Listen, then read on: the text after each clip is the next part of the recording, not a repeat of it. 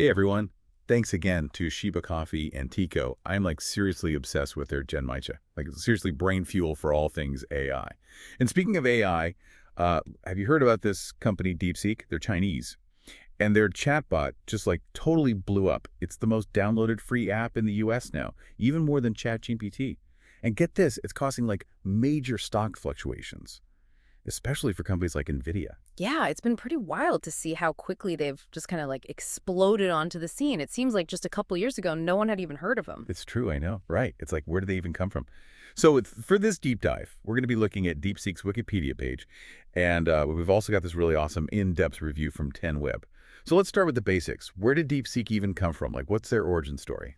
So DeepSeek actually spun out of this hedge fund called Highflyer, and the founder of DeepSeek, Liang Wenfeng, he's kind of a legend in the machine learning world. He's been developing AI trading algorithms since like way back in 2008, since the financial crisis. Wow, so this guy's been in the AI game for a while. Okay, so that explains why DeepSeek is making such big moves. Right.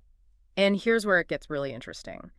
Highflyer, they apparently stockpiled a massive amount of NVIDIA A100 GPUs before the U.S. hit China with those sanctions. Whoa, hold on. So they knew the sanctions were coming. Looks like it. That's some serious foresight. Those GPUs are like impossible to get now. Everyone uses them for AI development. What do you think made them so confident in DeepSeek to make such a big bet like that? Honestly, it's hard to say for sure, but they must have seen something special. In Liang Wenfeng's vision and the potential of his team, it's clear that they had a plan, and they were like all in, and it definitely paid off. Venture capitalists were hesitant to invest in DeepSeek at first, but I bet they're regretting that now. Yeah, I bet they are. So let's talk about DeepSeek's journey so far. Their release history is honestly pretty mind-blowing. They've been launching new models at like lightning speed. Yeah, it's incredible how fast they're moving. So in November 2023, they released DeepSeek Coder, their first open source model. And then later that same month, they launched DeepSeek LLM, which was already almost as good as GPT-4. Whoa, so they were already making a big splash right from the beginning. Oh, yeah, for sure. But they didn't stop there, did they? Nope, not at all. In May 2024, they launched DeepSeek V2. And this is where things got really interesting. V2 was way cheaper than any of its competitors. It actually triggered what people are calling a price war in China's AI landscape. It's great. I feel like that's kind of like what Pinduoduo did. Yeah. When they disrupted e-commerce with their super low prices. But how did DeepSeek manage to make their AI so cheap? Were they sacrificing quality, or did they somehow find a more efficient way to develop these models? That's the million-dollar question. It seems like they've somehow found a way to develop AI much more cost-effectively. Like they've cracked the code, they're probably using some innovative training methods, and optimizing their algorithms to squeeze every ounce of performance out of their hardware. So they're fast, they're cheap, but are they actually good? What can you tell me about DeepSeek V3? So DeepSeek V3 came out in December 2024. And it was a total game changer. It not only outperformed the competition, but it was also trained for way less money, which, really raises questions about how effective those U.S. sanctions are. It's kind of like they're flipping the script on the whole AI industry. Yeah, it's pretty remarkable. DeepSeek's success really shows that innovation isn't limited by geography. Absolutely. So we've got the speed, the affordability, and the performance. Yeah. But what about the technology itself? Like, what makes DeepSeek's models so powerful? Well, if we take a look under the hood, DeepSeek V2 and DeepSeek Coder V2, they both have a massive 236 billion parameters. Okay, hold on. What does that even mean? So imagine the brain of an AI. Parameters are like the connections in that brain. So the more parameters, the more connections. Yep. And the more powerful the AI can be. Got it. So DeepSeek's AI has like a super brain. Basically, yeah. And their context length is also super impressive. 128K tokens. That's like its short-term memory. So it can remember and process a ton of information at once. Okay, so we've got super brains with amazing memories. Exactly. Yeah. On top of all that, their ATI is incredibly cost-effective, which means that more developers and businesses can actually use it. It's no wonder they're taking the world by storm. They're like the triple threat of AI, powerful, efficient, and affordable. But as we all know, with great power comes great responsibility. And there have been some concerns raised about DeepSeek. That's right. While their tech achievements are undeniable, there's also the issue of censorship. Their R1 model, Right. which they released in January 2025, has been criticized for censoring topics that the Chinese government considers sensitive, like the Tiananmen Square protest, but basically anything that challenges the official narrative. Yeah, it's definitely something to be aware of. Can you give us some specific examples? Like, how does this censorship actually play out in the R1 model? What happens when you try to talk about these sensitive topics? Well, from what I've read, it seems like the R1 model uses a bunch of different tactics to avoid talking about these sensitive topics. Like if you try to ask it about Tiananmen Square, it might just say something like, sorry, that's beyond my current scope. Let's talk about something else. Wow, okay, so it just like completely dodges the question. Pretty much, yeah. Does it ever like explain why it can't discuss certain topics? It doesn't seem to. It's like it's programmed to just shut down the conversation without any explanation. So it's a bit of a black box then. We know it's censoring information, but we don't really know how or why. And this isn't just limited to the official API version either, right? I read that the open source version also has some limitations. Yeah, that's true. Even though DeepSeek is open source, it still has some built-in restrictions. Like if you try to talk about basic socialist values or the political status of Taiwan, the conversation just ends. So even when developers have access to the code, they still can't talk about certain things. It makes you wonder how open it really is. Why do you think DeepSeek chose to implement these censorship mechanisms? Is it just because of government pressure, or are there other factors at play?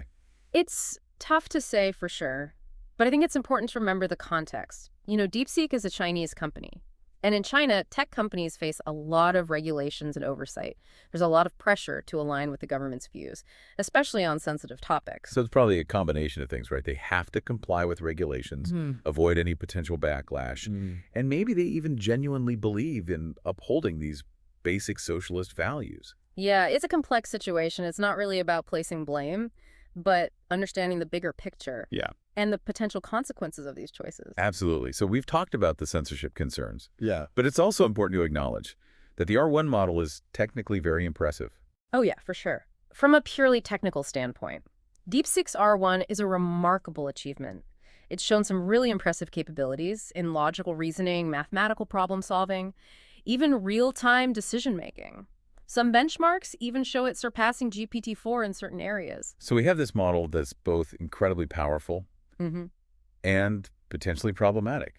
What does this mean for the future of AI? How should we be thinking about DeepSeek's rise and the challenges it presents? Well, on one hand, DeepSeek's success shows us just how fast AI is developing globally. It's clear that innovation in this field isn't just happening in Silicon Valley anymore. China is becoming a major player. And their approach to AI development, with its blend of technological advancement and government control, it's forcing everyone else to rethink their assumptions and strategies. It's like they're playing a different game. Kinda. With different rules. Yeah. And they're winning. But what does this mean for companies and developers in the West? Can they keep up? That's the big question. DeepSeek's ability to create these high-performing models at a fraction of the cost. It raises questions about the current models of AI development. Can Western companies keep pace with this rate of innovation and cost efficiency, especially while also dealing with ethical concerns and regulatory frameworks that might not be as streamlined? It's a tough question. It really highlights the tension between pushing the boundaries of AI and making sure that development is responsible and ethical. For sure, it's a delicate balancing act. Definitely. And I think DeepSeek's emergence has brought these tensions into sharp focus. They're forcing us to confront some uncomfortable questions about the values embedded in AI systems, the role of government in shaping tech development, and the potential consequences of unchecked innovation. It feels like we're at a crossroads. The future of AI is being written right now, and DeepSeek is a major part of that story. So what can we do? Like as individuals, how should we respond to this new reality? That's a great question. I think the most important thing is to cultivate a culture of critical thinking and informed dialogue around AI. We need to move beyond the hype and the fear-mongering and actually engage in nuanced discussions about the potential benefits and risks of this technology. So less sensationalism and more thoughtful analysis. Exactly. We need to educate ourselves about how AI works, how it's being developed, and how it's impacting our lives. That includes understanding the ethical implications of different AI development approaches, including those that prioritize speed and efficiency over transparency and accountability. So it's about being informed and engaged users, not just passive consumers of technology. Exactly. We need to advocate for responsible AI development, for systems that are fair, unbiased, and accountable. And we need to hold both governments and corporations responsible for making sure that AI is used for good, not for harm. It sounds like a tall order. but also a necessary one. We can't just sit back and watch as the future of AI unfolds. Mhm. We have to be active participants in shaping that future. I completely agree. The time for complacency is over. We need to engage actively and thoughtfully with the challenges and opportunities presented by AI, and we need to do it now. Well said. So to our listeners out there, I encourage you to dig deeper into the world of DeepSeek, explore their models, read the reviews, participate in discussions, and form your own opinions. The more informed we are as a society, the better equipped we'll be to navigate this complex and rapidly evolving landscape. Yeah, it's definitely an exciting time to be following AI. And it's not just about the technology itself, but also the broader societal implications. For example, think about the potential economic impact of DeepSeek's cost-effective approach to AI development. It's like they've figured out how to make AI more accessible. What kind of impact do you think that will have on businesses, especially Sure. smaller ones? It could be huge. Imagine smaller businesses, startups. Suddenly they have access to the same AI tools as these big tech companies. Right. It's like democratizing AI. Exactly. But then, of course, there's the whole question of jobs. What happens when AI can do more and more of the work that humans used to do? Yeah, that's a big concern. How do we prepare for a future where AI is such a big part of the workforce? That's a tough one. There's no easy answer. But I think it really highlights the importance of adaptability and lifelong learning.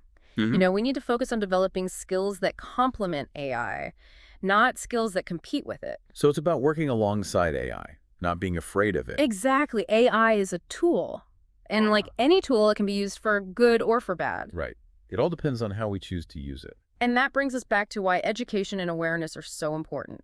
The more we understand about AI, its capabilities, its limitations, the better decisions we can make about how to develop it and use it. So for everyone listening out there, what's the one key takeaway you want them to remember from this deep dive on DeepSeek? I think the biggest takeaway is that DeepSeek is a wake-up call. The AI landscape is changing fast, and we need to be ready to adapt, embrace a growth mindset, stay informed, and engage in these important conversations about the ethics and the societal implications of AI. It's a call to action. Don't just sit on the sidelines. Be an active participant in shaping the future of AI. Exactly. And who knows, maybe one of our listeners will be inspired to create the next big AI breakthrough, one that prioritizes both progress and responsibility. I love that. So to all our listeners out there, thanks for joining us on this deep dive into the world of DeepSeek. Keep exploring, keep asking questions, and keep pushing the boundaries of what's possible. Until next time, stay curious, everyone. And don't forget to fuel your brain with some amazing Shiba coffee and tea. A huge thanks to them for sponsoring this episode.